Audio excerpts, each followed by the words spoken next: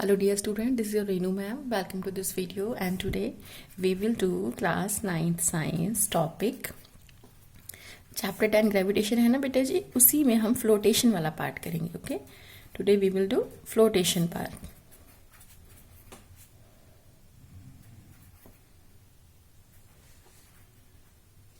Fine. Okay, तो बेटा जी करना क्या है वो देख लीजिए फटाफट. ठीक है, सबसे पहले इसके डिफरेंट टॉपिक होंगे तो हम इसको actually in some reference book it is mentioned that flotation the second part of chapter number 10. बल्कि ये एक्चुअली होता है एनसीईआरटी में एक ही चैप्टर है ग्रेविटेशन, उसके अंदर ही फ्लोटेशन का सेगमेंट है. ठीक है, चलिए बेटा स्टार्ट करते हैं. देखो सबसे पहली चीज़ इस में जो हम पढ़ेंगे बेटा फ्लोटेशन में, अब ऐसे नहीं कि flotation how do why do object float और सिंक्स. ठीक है, इससे पहले हमारे पास बहुत सारी चीज़ें और भी होती हैं. ठीक है, पहले उनके बारे में थोड़ा सा जान लेते हैं. ठीक है, let discuss about those thing. बेटा फर्स्ट थिंग हमारे पास में आती है थ्रस्ट. अब थ्रस्ट होता क्या है?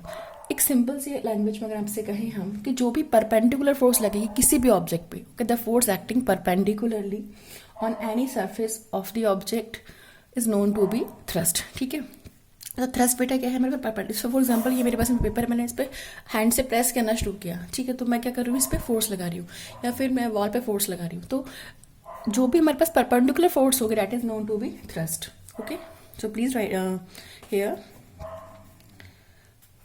it is defined as the force acting perpendicularly on the surface of the object. Okay, यानी कि जो ऑब्जेक्ट है उसकी सरफेस पे आप परपेंडिकुलरली फोर्स लगा रहे हैं तो that force is known to be thrust. Okay बेटा, थ्रस्ट फोर्स ही है तो इसकी यूनिट क्या होगी? It's SI unit is newton. Simple, capital N ही होता है. कोई भी आप कोई भी ऑब्जेक्ट ले लो. ठीक है, आपने उसे फोर्स लगाया, फोर्स हमारा परपेंडिकुलर डायरेक्शन में लग रहा है तो हम कहेंगे कि भाई और सिंपल, बहुत सिंपल लैंग्वेज में कह सकते हैं perpendicular force acting on the object is known to be thrust. डाल देती हूँ मैं और डाल के यहाँ पे द परपेंडिकुलर फोर्स, क्योंकि सरफेस से परपेंडिकुलर है ना, acting on the surface of object is known as thrust. ठीक है, जो भी परपेंडिकुलर फोर्स लग रही है उसे हम क्या बोलेंगे बेटा जी? उसे हम थ्रस्ट बोलेंगे. अब मैंने आज आपको परपेंडिकुलर फोर्स क्यों बताई, सिंपल फोर्स भी तो कह सकती थी. ठीक है बेटा, सिंपल फोर्स लेंगे तो हम उसमें कंपोनेंट उसके रिजॉल्व करने पड़ते हैं. वो एक्चुअली 11th का कंसेप्ट है, 9th में नहीं है. ठीक है, मतलब कि अगर सिंपल फोर्स लोगे तो भी उसके 2 कंपोनेंट्स होंगे क्योंकि पर्टिकुलर एंगल पे लग रही होगी. अगर परपेंडिकुलर फोर्स नहीं ले रहे हो, किसी और एंगल पे फोर्स ले रहे हो. ठीक है, फॉर एग्जांपल मेरे पास में ये ऑब्जेक्ट, मैंने मतलब यहाँ पे क्यूब ले लिया. ठीक है, क्योंकि मैम हर चीज़ हाइपोथेटिकली, सॉरी हाँ, क्यूब ले लिया. अब इस क्यूब पे मैं इस वाले फेस पे यहाँ पे हम फोर्स लगा रहे हैं. तो जी फोर्स है कौन, ये क्या है बेटा? आपके पास में थ्रस्ट है. ठीक है, सपोज मैंने उसको ऊपर से होल्ड किया हुआ है और मैंने नीचे से फोर्स लगाना शुरू किया तो ये भी फोर्स क्या है? थ्रस्ट है. तो जो भी परपेंडिकुलर फोर्स होगी, the perpendicular force acting on the object, acting on the surface of the object is known as thrust. ठीक है, आई विश आपको थ्रस्ट का कंसेप्ट समझ में आ गया होगा. इसके बाद बेटा जी बात करते हैं हम प्रेशर की. ठीक है, प्रेशर क्या होता है? बहुत इंपॉर्टेंट टॉपिक है इस चैप्टर का ये प्रेशर. इस पर बेस्ड एप्लीकेशन वाले क्वेश्चंस, इसकी डेफिनेशन, ठीक है, बहुत सारी चीज़ें पूछते हैं. बेटा प्रेशर जो है आपके पास में हम बात करें तो प्रेशर क्या है बेटा? Force acting per unit surface area of the object. माने कि अगर मैं आपसे कहूँ कि मेरे पास में ये ब्लॉक है, मैंने फोर्स अप्लाई किया तो फोर्स मैंने सरफेस एरिया पे अप्लाई किया है ना. फोर्स हमने किस पे अप्लाई किया बेटा? सरफेस एरिया पे. जब हम फोर्स सरफेस एरिया पे अप्लाई कर रहे हैं तो सिंपल सा लॉजिक ये है आपके पास में कि वहां पे जो मतलब इससे सपोज करो ये मेरे पास कार्डबोर्ड था ना, कार्डबोर्ड पे पेपर रखा मैंने यहाँ पे फोर्स अप्लाई किया, नहीं कि मैं प्रेशर अप्लाई कर रही हूँ. I am just going to push it. चाहे काम करते हैं, सॉरी, सपोज अब पोटैटो, मेरे पास पोटैटो है, मैं इस पर फोर्स अप्लाई कर रही हूँ तो इसकी शेप चेंज हो रही नहीं हो रही. लेकिन अगर मैं टमाटर लूँ इसकी जगह पे तो वो स्क्वीज हो जाएगा. क्यों? क्योंकि फोर्स अप्लाई कर रही हूँ, परपेंडिकुलर फोर्स अप्लाई कर रही हूँ सरफेस एरिया पे. फोर्स पर यूनिट एरिया जो होगा बेटा, मतलब कि जितना सरफेस भी कांटेक्ट में आ रहा है उतने सरफेस पे जब फोर्स अप्लाई कर रहे हैं तो force per unit surface area is known to be pressure. Okay, so let's write it down here. The force acting per unit surface, I think it's not visible. Okay, the force acting per unit surface area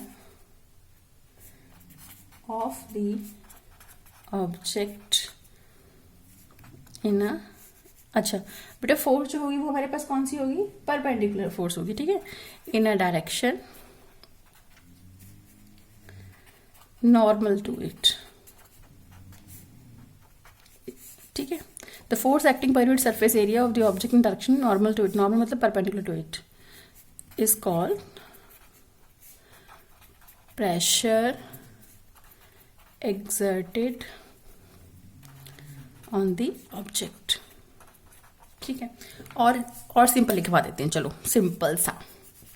देखो बेटा force acting per unit surface area था, ठीक है। अभी मैंने बोला normal direction में force perpendicular लगेगी सरफेस एरिया पे, तो सिंपल सी लैंग्वेज में जो लिखेंगे वो अब ये वाला होगा बेस्ट, ठीक है।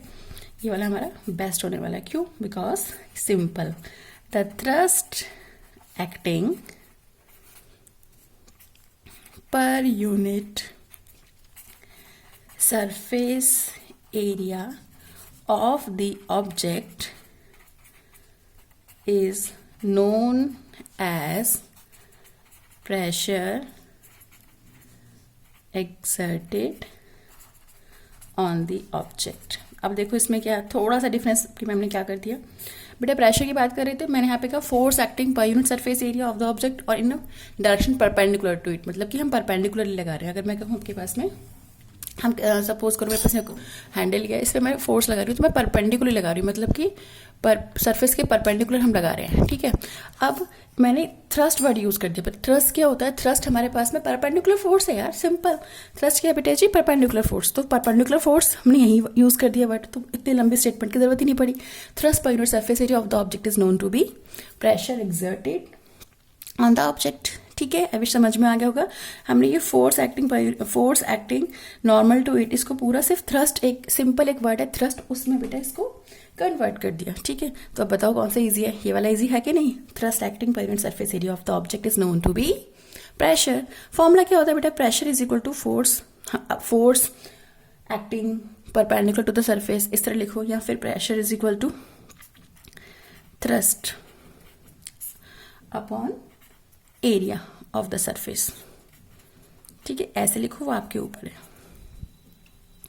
तो P4 प्रेशर है, वैसे P4 मोमेंटम भी होता है, हमने पहले पढ़ा हुआ है, बट P4 प्रेशर है, ठीक है। तो बेटा जी आगे चलते हैं फटाफट जल्दी से, ओके फाइन। तो बेटा जी pressure P is equal to thrust upon area बताया आपकी मैम ने अभी। अगर आप फोर्स अपॉन एरिया लिख दोगे, यहाँ पे फोर्स लिख दोगे ब्रैकेट में इन परपेंडिकुलर डायरेक्शन, तो भी कोई इशू नहीं है, मतलब कि pressure is equal to force in perpendicular direction. वैसे सिंबल अलाउ नहीं होते एग्जाम में, तो आप वर्ड लिखना अपॉन सरफेस एरिया, ठीक है, और एरिया ऑफ द ऑब्जेक्ट। अब जो भी आपको जिसमें कंफर्टेबल हो वो वर्ड यूज करो, कोई इशू नहीं है। तो फोर्स अगर मैं लिखूँ एग्जाम में, तो मैं force equal to thrust upon surface area of the object लिख दूंगी, सिंपल। तो अच्छा अब बात करते हैं बेटा यूनिट की। तो जब हम ऐसा यूनिट की बात करते हैं, तो ऑब्वियसली थ्रस्ट और सरफेस एरिया, मतलब कि फोर्स और एरिया दोनों की यूनिट आप यहाँ पे यूज करेंगे। तो हमारे पास देखो क्या आएगा, फोर्स की यूनिट क्या होती है बेटा, न्यूटन, है ना, और सरफेस एरिया माने मीटर स्क्वायर। अब इसकी यूनिट क्या होगी, प्रेशर की। प्रेशर की ऐसे यूनिट होती है बेटा जी, ध्यान करो, या तो आप लिख दोगे उसको न्यूटन पर मीटर स्क्वायर, क्योंकि ऑब्वियसली न्यूटन पर मीटर स्क्वायर दोनों ऐसा यूनिट है, तो न्यूटन पर मीटर स्क्वायर लिख दोगे। न्यूटन पर मीटर स्क्वायर को एक टर्म और बोलते हैं बेटा जी, दैट इज पास्कल, ठीक है। तो ऐसा यूनिट में क्या आएगा, ऐसा यूनिट में हम लिखेंगे न्यूटन पर मीटर स्क्वायर और पास्कल। तो ये होगी हमारे पास में ऐसा यूनिट, चाहे उसको आप ये लिखो पास्कल लिखो, चाहे फिर न्यूटन पर मीटर स्क्वायर लिखो, ठीक है। अच्छा एक बात और बेटा, 1 पास्कल, पास्कल का सिंबल PA होता है, ठीक है। 1 pascal is equal to 1 newton upon 1 metre square होगा। अगर आपको एग्जाम में पूछ ले जाए, फॉर एग्जाम्पल डिफाइन ऐसा यूनिट ऑफ प्रेशर, तो आप कैसे करेंगे, जस्ट या फिर डिफाइन 1 पास्कल पूछ सकते हैं ना एग्जाम में, तो कैसे ही पूछ सकते हैं डिफाइन 1 पास्कल, तो कैसे करेंगे आप बेटा, how will you define it, बताओ बताओ, सोचो सोचो, कुछ नहीं करना बेटा, बहुत सिंपल है। कैसे, if 1 Newton thrust acts on an object having unit surface area, ठीक है। या फिर if 1 Newton thrust acts on an object, मैंने यहाँ पे लिखा है if 1 Newton thrust acts on an object having unit surface area, तो हमने ऑब्जेक्ट पे यूनिट सरफेस एरिया पे मतलब कि 1 मीटर स्क्वायर एरिया पे हमने 1 न्यूटन थ्रस्ट अप्लाई किया है। ओके, हैविंग नहीं आएगा बेटा, यहाँ पे ऑन आएगा, क्योंकि ऑब्जेक्ट में तो 3D होता है ना ऑब्जेक्ट, तो हम कहीं भी लगा सकते हैं। तो if 1 newton thrust acts on an object on unit surface area, ठीक है। तो हम 1 न्यूटन थ्रस्ट को एक्ट करा रहे हैं, कहाँ पे एक्ट करा रहे हैं बेटा? यूनिट सरफेस एरिया पे, unit surface area of the object. Okay, तो आपके पास में then pressure exerted on the object is said to be 1 pascal, ठीक है। और इससे भी डेफिनेशन लिख सकते हो simple, if 1 newton thrust acts on an object on unit surface area, 1 meter square surface area, then the pressure acting on the object is said to be 1 pascal, ठीक है बेटा। बहुत सिंपल है, आपको जैसे अच्छा लगता है आप वैसे लिखिए, कोई इश्यू नहीं है। इससे लिखना है, देखो जब भी डिफाइन 1 पास्कल आए तो पहले आप ये प्रेशर का फॉर्मूला लिख देंगे, pressure is equal to force upon area, फिर उसके बाद आप ये वाला फॉर्मूला लिख देंगे 1 pascal is equal to 1 newton upon 1 metre square. तो बेटा इसी से समझ में आ रहा है, देखो 1 newton thrust acts on an object, okay, और सरफेस एरिया कितना लिया हमने? 1 मीटर स्क्वायर। तो if 1 newton thrust act on an object on unit surface area, माने 1 metre square surface area, unit surface area मतलब बेटा यूनिट मतलब 1 मीटर स्क्वायर, तो यूनिट सरफेस एरिया पे अगर 1 न्यूटन थ्रस्ट एक्ट कर रहा है तो प्रेशर कितना लगेगा ऑब्जेक्ट पे? 1 पास्कल लगेगा, ठीक है। चलिए ठीक है, आप बेटा इसकी जो एप्लीकेशन है प्रेशर की, अच्छा चीज़ और इंपॉर्टेंट है, बहुत इंपॉर्टेंट है, क्या बेटा? प्रेशर जो होता है ना ये हमारा स्केलर क्वांटिटी होता है, pressure is a scalar quantity, ये वेक्टर नहीं होता। आप बोलोगे मैम ये तो थ्रस्ट अपॉन एरिया या फिर फोर्स अपॉन एरिया लिखा होता है बुक्स में, वो सब ठीक है, लेकिन थ्रस्ट है तो बेटा थ्रस्ट तो परपेंडिकुलर फोर्स होता है ना, उसकी डायरेक्शन फिक्स्ड है हमेशा, जो प्रेशर है वो हमेशा परपेंडिकुलरली टू द सरफेस लग रहा है बच्चे, ठीक है। तो इसलिए हम कहेंगे प्रेशर क्या है बेटा? हमारा स्केलर। इसको वेक्टर लिखने की गलती कभी मत करना, pressure is always a scalar quantity, okay. चलिए बेटा जी, अब हम एप्लीकेशन ऑफ प्रेशर वगैरह जो है वो नेक्स्ट क्लास में करेंगे, ठीक है। Till then bye.